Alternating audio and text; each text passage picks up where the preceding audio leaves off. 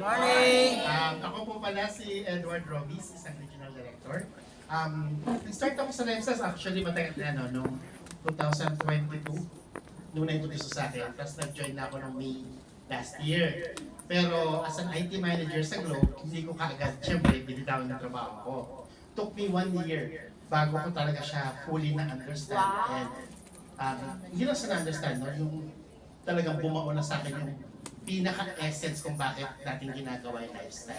Which is a mission. It's really more than a business. It's a mission to save people's lives. Yes! So, ang gusto ko lang po share, para medyo tayo sa oras, ang pinaka-blockbuster testimony ko po sa Lifestyles is yung mama ko po. Kasi yung mama ko, before Lifestyles, umuwi siya galing Saudi at the age of 72 years old. Mananahi po siya. Ganun katagal yung edad niya bago siya nag-retire. Bakit? Kasi sobrang mahal na mahal siya ng princess ng Saudi. Di ba niya sa Saudi maraming prinsesa, di ba? And yung mama ko mananahi, ang pangarap niya makapagtahi ng damit ng totoong prinsesa. At natupad po yun. Okay? Sobrang mahal naman siya, ang tagal bago siya nagbitawan. Kasama ng prinsesa, Oni, kung mag-retire ka, kuhanan mo ka ng katulad mo, mabait, magaling, so may nakuha naman siya, taga Mindanao. Ngayon, yung mama ko nakawin dito, sobrang inubos yung katawan niya sa Saudi. Pag uwi niya po sa airport, naka-wheelchair siya. Kasi mas mahinang-mahina siya, yung likod niya, meron siyang, hindi frozen shoulder eh. Yung malaking muscle sa likod, ang feeling po niya parang, hindi po, yung kakaganan sa feeling niya parang pinupunit yung muscle niya. Yung feeling niya, sabi niya, anak, kung pwede nang tanggalin na lang yung laman na yan para mawala. Ganun katinding sakit. That was before na-introduce yung track. Tapos, sobra siyang weak. Binibigyan siya ng antibiotic, peniliver. Lalo siyang naging bedridden. Pag umakit siya sa hagdan, parang pusa, yung gumagapang. Tapos pabalik. Ganun siya kahina. Tapos sabi niya, anak, sana kung may kahilingan ako sa Diyos, sana ibalik ko kayo mas. Bilang anak, anong kaya kong gawin, di ba? As a son na, syempre proud ako dahil sa Globe ako, di ba? Ang bad news is, dahil may asawa at anak ko, hindi siya kasama sa card ko. Di ba? So kaya ko lang siya dalhin sa mga clinic, hindi ko siya andalhin sa St. Luke's, di ba? So masakit din sa akin pinaka.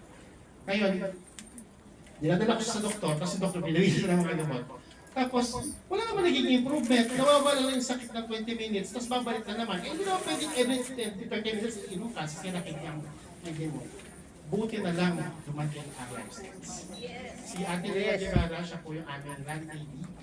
Tapos, yung ganyan din, sinare na sa akin yung Millionaire Journal, tapos yung product flyers. Ano to, herbal na naman? Ayoko ng networking, ganun ba? But I took the product kasi para sa mga. At sobrang galing po ng Intra kasi nung bumili ko ako ng package, in just less than 2 weeks, yung mama ko po na hindi nakabangon. At yung lakas na po, at 73 years old that time last year, para sa 35 years old kalakas. At grabe na siya mag-inis sa bahay. Yung mama ko na dati, sabi ko, pangarap ko dati, di ba kasi pag mga may edad, yung mama ko na hindi na nga makabangon sa kama, pag may nakikita ko ng mga senior sa kalsada na naglalakad na mag-isa, nangangarap ako eh. Sana yung mama ko kaya nila maglakad mag-isa. Yung malakas talaga. Yung mama ko po na hindi makatayo, nakauwi na po ng aklan, nakauwi na ng asbate, nakakit na ng bundok. Kaya po sobrang lakas bumata. Yes! That's one, isa pala yun. Yung second testimony ko po ng Blockbuster, last year po tinamaan siya ng tuberculosis. Ang TB po alam natin matagal na gamutan, di ba?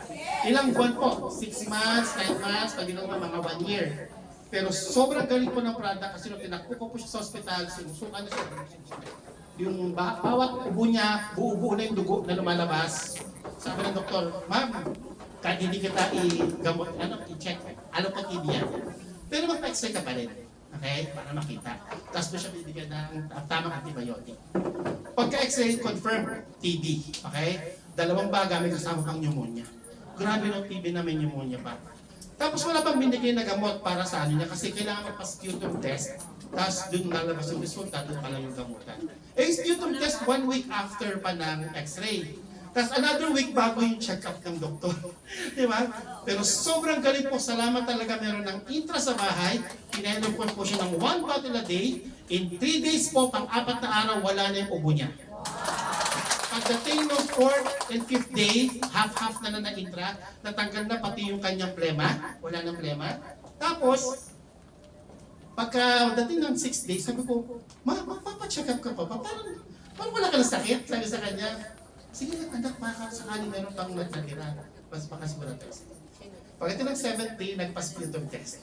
Paglabas po ng resulta, pagbalik sa doktor, sabi ng doktor, sabi niya, di ba ikaw yung pumunta dito na umupo ng dugo? Yes, Dok. Anong bibigyan ko sa'yo gamot? Wala ka ng sakit. Kahit isang bacteria ng TB mo wala. Ang TB po, 6 to 9 months, ganun gamitin. Sa intra po, 5 araw lang yan. Morning. Yes, amazing.